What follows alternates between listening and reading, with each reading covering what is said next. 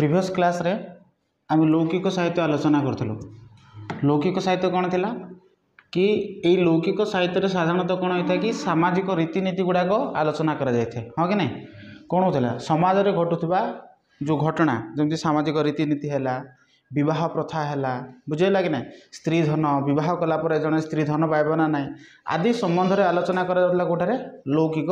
साहित्य। लौकिक साहित्य को स्मृति शास्त्र बोली कहुला। स्मृति शास्त्र किए किए जाते मनुस्मृति किए किए मनुस्मृति पराशर स्मृति नारद स्मृति है सेमती याज्ञवल्क्य स्मृति काली पचारि कौन कौन थिला मनुस्मृति पराशर स्मृति नारद स्मृति आउ कौन याज्ञवल्क्य स्मृति बुझेगा कौन कौन कहली मनुस्मृति पराशर स्मृति नारद स्मृति आउ कौन याज्ञवल्क्य स्मृति सेमती बृहस्पति स्मृति थर आम साधारणतः कौन जानी कि वर्ण व्यवस्था आउ सेमती संपत्तिर नियम स्त्री धन विवाह है सेमती दंड व्यवस्था आदि विषय जानी। तो मोटामोटी भाव में जब कहवा कि लौकिक साहित्य आम कौन जानूँ लौकिक साहित्य आम यह जानूँ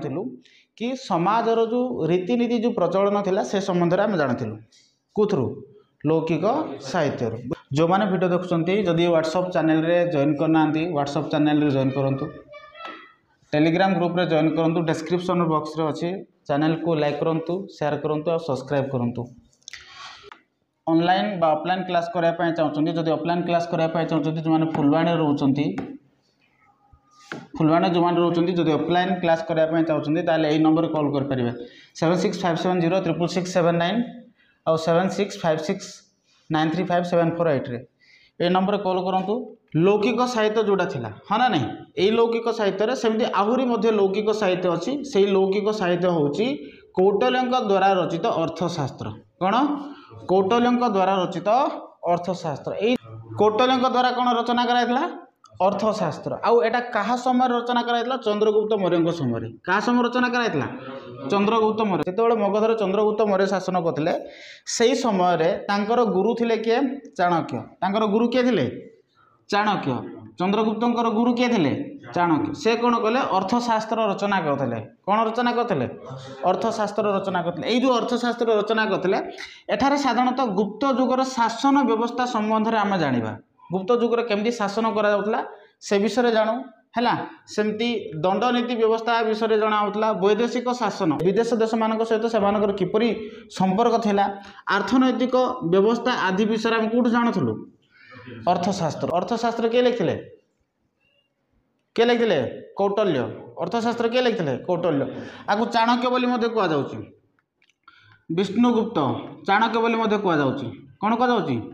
चाणक्य आपको चाणक्य बोली कहुच्छी कौटिल्य को बुझेगा कि नहीं ये क्या समय एटा रचना कराइला चंद्रगुप्त मौर्य समय चंद्रगुप्त मौर्य क्योंठार राजा थिले मगधर राजा थिले। ठीक सेमिति कामंदक लिखिले नीतिसार एगुड़ाक मन रखि तो एग्जाम रे पढ़ुची कामंदक कौन लिखिले नीतिसार कामंदक कौन लिखिले नीतिसार ये गुप्त जुगर सेमती शासन व्यवस्था विषय में जना पड़ी कामंदक जो नीतिसार रचना करते गुप्त जुगर शासन व्यवस्था विषय जना पड़ूला। सेमिति ख्रीष्टपूर्व चतुर्थ शताब्दी रे पतंजलि लिखिले महाभाष्य मन रखि था पतंजलि कौन लिखिले महाभाष्य एटा संस्कृत व्याकरण दुईटी अमूल्य ग्रंथ तांकर थिला। यह व्यतीत से समय शासन उपर आलोकपात कराइला अर्थात आम कहीपर कि एबे जोड़ा आम आलोचना कर साहित्यिक उपादान आज विषय आलोचना करा हूँ मोस्ट इम्पोर्टाट कहीं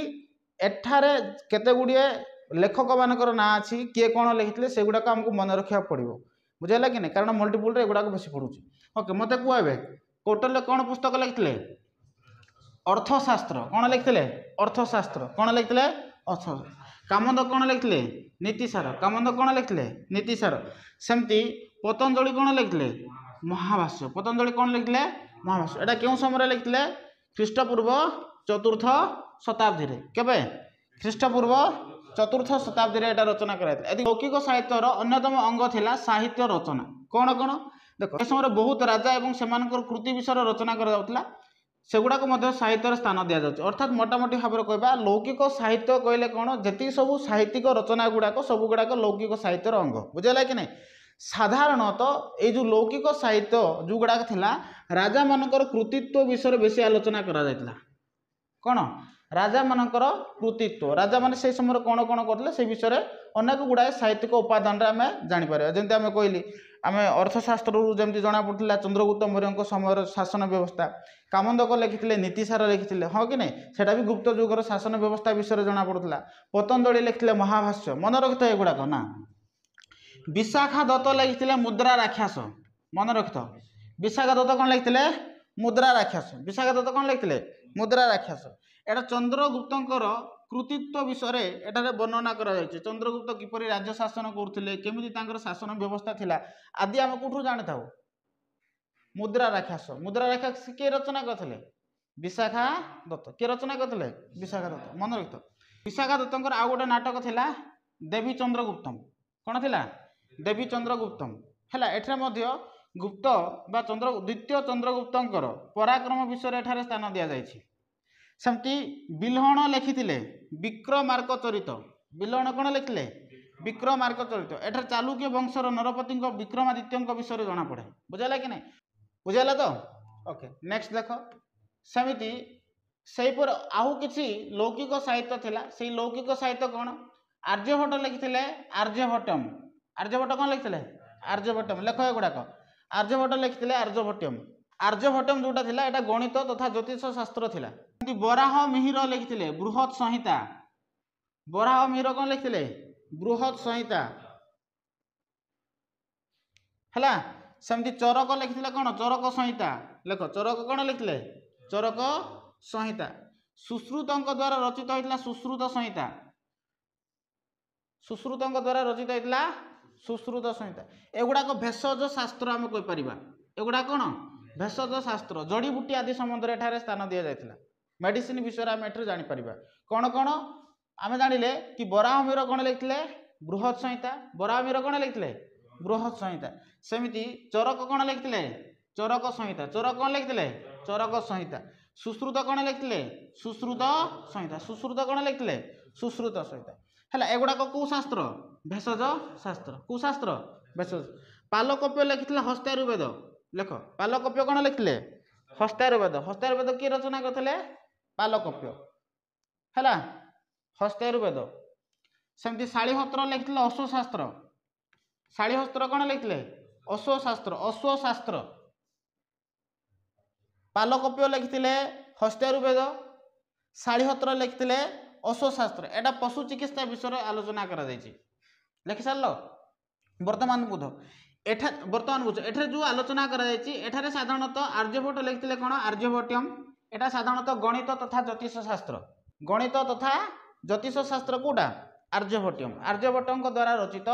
आर्यभट्टम कौन थिला गणित शास्त्र ता सहित ज्योतिष शास्त्र थिला गणित तथा ज्योतिष शास्त्र कोटा थिला आर्यभट्टम आर्यभट्टଙ୍କ द्वारा रचित आर्यभट्टम से बराहमिहिर लिखिथिले कोन बृहत संहिता सेमती चरक लिखिथिले चरक संहिता मन रखिथ बराहमिहिर लिखिथिले बृहत संहिता चरक लिखिथिले चरक संहिता सुश्रुत लिखिथिले सुश्रुत संहिता बुझाउछ ना नहीं सेमिति पालकप्य लिखिथिले हस्तायुर्वेद पालकप्य कौन लिखिथिले हस्तायुर्वेद एई हस्तायुर्वेद जोटा पालकप्य लिखिथिले एठारे हाथींकर चिकित्सा विषय उल्लेख करा जायथिला हाथी को किपरि चिकित्सा करा जिवो आमे को पुस्तक रु जानुथिले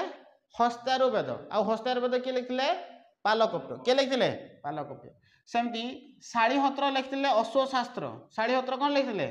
अश्वशास्त्र एठारे अश्व अर्थात घोड़ा को किपरि चिकित्सा करा जिवो से संबंध रे आलोचना करा जायछि कोठारे अश्वशास्त्र के रचना करथिले शालीहस्त्र बुझेला ए सब जिनस कौन लौकिक साहित्य एगुड़ा कौन सब लौकिक साहित्य।